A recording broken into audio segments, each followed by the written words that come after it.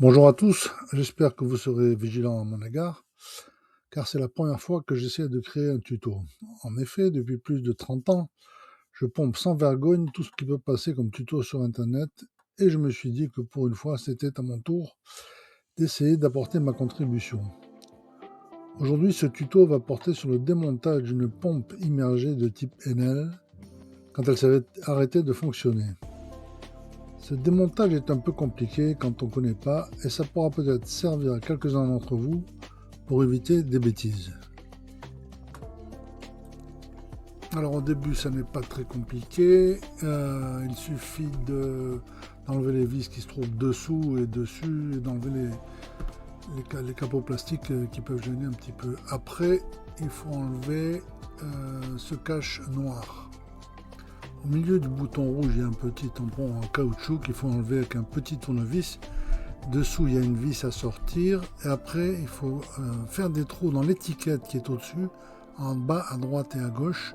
Il y a aussi deux vis. Une fois enlevé, le cache noir viendra tout seul. Alors une fois ce cache enlevé, vous avez accès au flotteur qui se trouve juste dessous, qui contient lui-même une carte électronique. De ce flotteur sortent trois petites tiges qui vont être en contact de l'eau.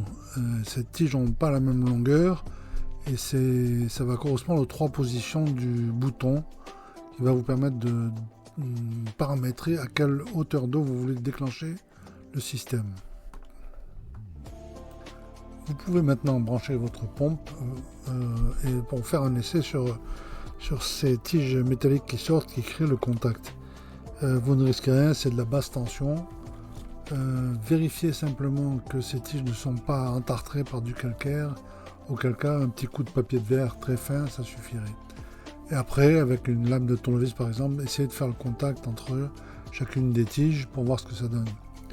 Quand vous ferez vos essais, faites surtout attention que si la pompe se met en marche, la turbine n'est plus protégée, vous risquez de vous faire mal avec. Donc moi je bloque la pompe sur mon établi avec un serre-joint, comme vous allez le voir.